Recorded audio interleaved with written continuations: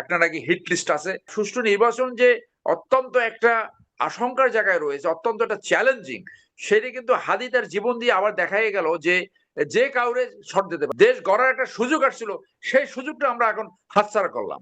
নির্বাচন হবে কিনা সেই সংশয় আমার এখনো আছে। দেখুন, আমি মনে করি এই হত্যাকাণ্ড সম্পূর্ণ পরিকল্পিত, এবং এই পরিকল্পনাটা গোপন নয়, এইটা সবাই জানে। কি পরিকল্পনা? যে আওয়ামী লীগ বলেছে আওয়ামী লীগকে বাদ দিয়ে যদি নির্বাচন করা হয় তারা নির্বাচন প্রতিহত করবে, এবং ইন্ডিয়ারও সেইটা পলিসি। এবং যে খুন করেছে সে আওয়ামী লীগের নির্দেশে।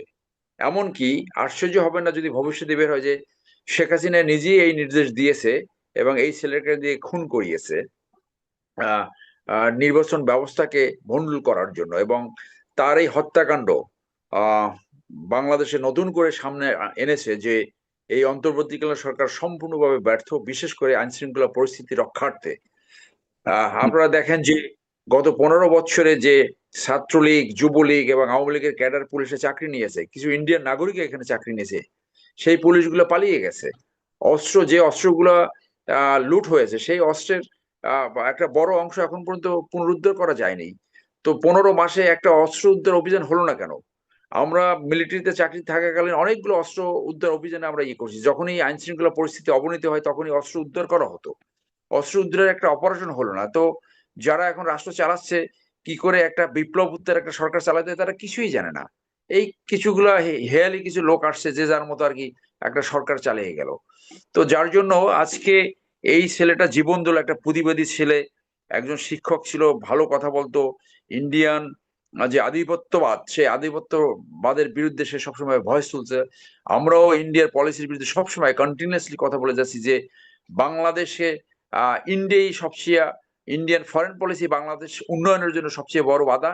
এবং বাংলাদেশকে যে অচলাবস্থা, আজকে বাংলাদেশে আওয়ামী লীগের মাধ্যমে ইন্ডিয়া এমন একটা অবস্থা চাপিয়ে দিতে পেরেছে যে তোমরা নিজেরা নিজেরা যুদ্ধ করো, তোমরা you fight yourself, fight in between, নিজেরা নিজেরা যুদ্ধ করো এবং আমরা তোমাদেরকে নিয়ে খেলবো, এই পরিস্থিতিতে আমি নিয়ে একটা গেছে। এখানে একটা প্রশ্ন, জনাব ব্যারিস্টার সরোয়ার হোসেন, মানে আমাদেরকে কেউ খেলাতে চাইবে আর আমরা খেলবো?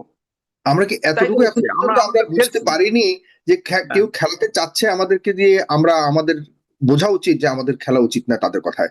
আমরা কবে সে জায়গায় যাব? মানে এটা কি আমরা কোনো কথা? আমরা সেই জায়গায় যাব সত্যিকার অর্থে যদি সেই রকম লিডারশিপ শাসন ব্যবস্থায় আসে। ওই লিডারশিপ যারা জানে কিভাবে সুশাসন, ন্যায় বিচার করতে হয়, কিভাবে ন্যায্যতা আনতে হয়, কিভাবে আইন শৃঙ্খলা পরিস্থিতি আনতে হয়। আমি আপনাকে বলি যে আহ, এই যে ছেলেটাকে গুলি করেছে, এটা ওই ছেলেটা কিন্তু মনে হয় যে সে ট্রেনিং পেয়েছে কোথাও। কিভাবে পয়েন্ট ব্ল্যাঙ্ক আপনার একদম কানের কানের সাথে যেখানে ব্রেনে হিট করে সেইখানে অস্ত্র ঠেকিয়ে গুলি করেছে। আমার হুম। কিন্তু সন্দেহ আছে সে কিন্তু সাথে সাথে মারা গেছে। এই বাকি যে সময়টা দেখাইলো আপনার সিঙ্গাপুর পর্যন্ত, হুম। এইগুলো কিন্তু সরকারের নাটক, এবং এটা জনগণের পয়সা খরচ হয়েছে, যে এই এখনো যে তারা সত্য গ্রহণ করতে পারে না। আমি মনে করি এটা নিয়েও একটা তদন্ত, এবং ইউএন দেখেন একটা স্টেটমেন্ট দিয়েছে তার মৃত্যু নিয়ে একটা তদন্ত হওয়া উচিত। কারণ আমরা মিলিটারিতে শিখেছি কোনো মানুষকে যদি এইখানে মাথায় গুলি করে সে অন দ্য স্পট মারা যায়, অথবা হার্টের এখানে বুকের বাম পাশে যদি আধা ইঞ্চি চাকু ঢুকানো যায় সে সাথে সাথে অন দ্য স্পট মারা যায়।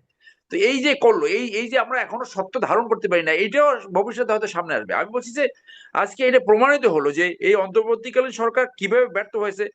তাদের আমি মনে করি যে মিনিমাম ৬০,০০০ থেকে ১ লক্ষ পুলিশ নিয়োগ দেওয়া হচ্ছিল সঠিক নির্বাচন করার জন্য।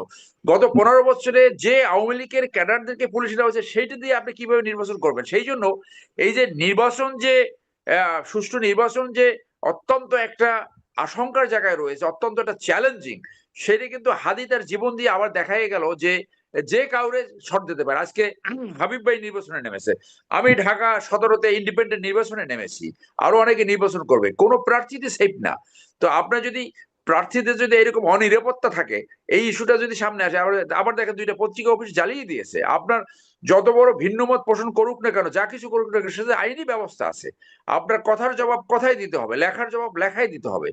এই যে একটা অরাজকতা সৃষ্টি করছে, এইটা তো এইটা প্রমাণ করে যে দেখেন বাংলাদেশে এই যে খেলছে, এখন ইন্ডিয়া বসে খেলছে।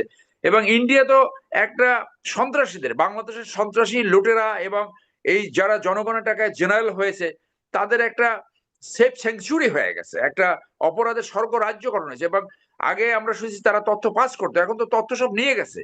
এবং আপনি কিভাবে বাংলাদেশের স্বাধীনতার সার্বভৌম বিপদের সম্মুখীন আপনি দেখেন যে পরিস্থিতি যদি এরকম হতো যে ইন্ডিয়াতে ডিসপিউট হয়েছে, গন্ডগোল চলছে, তার দুইজন জেনারেল বাংলাদেশে পালিয়ে আসছে অথবা দুইজন জেনারেল পাকিস্তান পালিয়ে গেছে, তাহলে সেই দেশের প্রতিক্রিয়া কি হতো? সেইখানে তো 1 ডজন জেনারেল ওখানে বসেছে, সব তথ্য নিয়ে তারা এখন ওখানে বসে আছে। এবং পতিত সরকার যদি পালাতে পারে, তার সঙ্গভঙ্গ যদি পালাতে পারে, তারা মরার একদিন পর্যন্ত ষড়যন্ত্র করবে। তারা মরার একদিন পর্যন্ত ষড়যন্ত্র করে, পৃথিবীর সব জায়গায় তাই হয়েছে।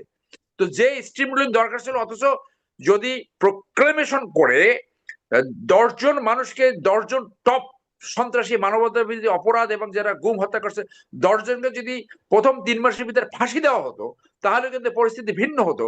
কারণ এখন আওয়ামী লীগ বুঝে গেছে যে কোনো কিছু হবে না। এই এই আন্তর্জাতিক অপরাধ ট্রাইব্যুনালে কয়দিন এটা মার্চ করবে, 2 দিন পরে যখন সরকার পরিবর্তন হবে, দে মাইট ওয়াক ফ্রি, তারা হেঁটে আসতে পারে। এবং সেইটি যে পরিস্থিতি হয়েছে, যার জন্য এখন যে কাউকে গুলি করা, বাংলাদেশও এখন একটা সন্ত্রাসীদের অভয়ারণ্যে পরিণত হয়েছে এবং সমস্ত ব্যবস্থা ভেঙে পড়েছে। আপনি যখন ঢাকা আসেন, আপনি দেখেছেন বাংলাদেশের ট্রাফিক ব্যবস্থা কমপ্লিটলি ভেঙে পড়েছে।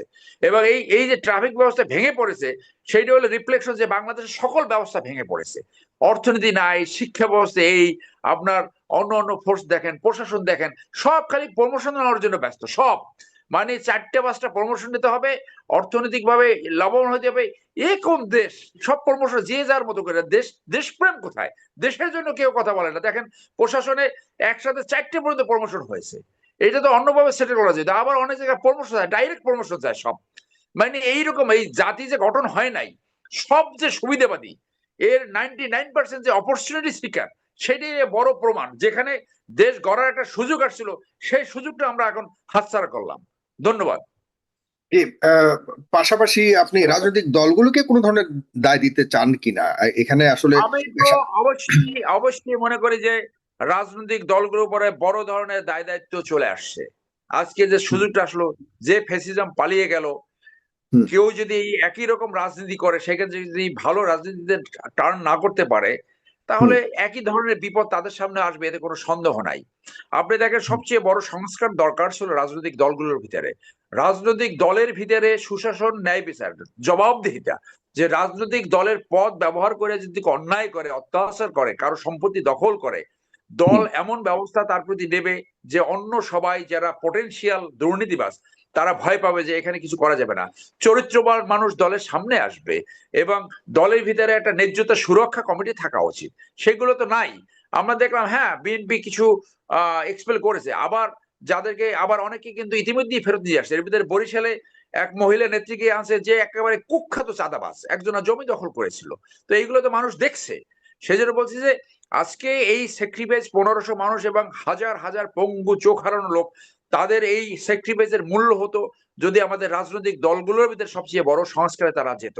সেজন্য আমি বলি যে রাজনৈতিক দলগুলোর ভিতরে যদি সংস্কার না হয়, তাহলে একই অবস্থা আবার ফেরত আসতে পারে এবং সেটা জাতির জন্য আবার একটা ডিজাস্টার হয়তো সামনে থাকতে পারে। সেটা না হোক।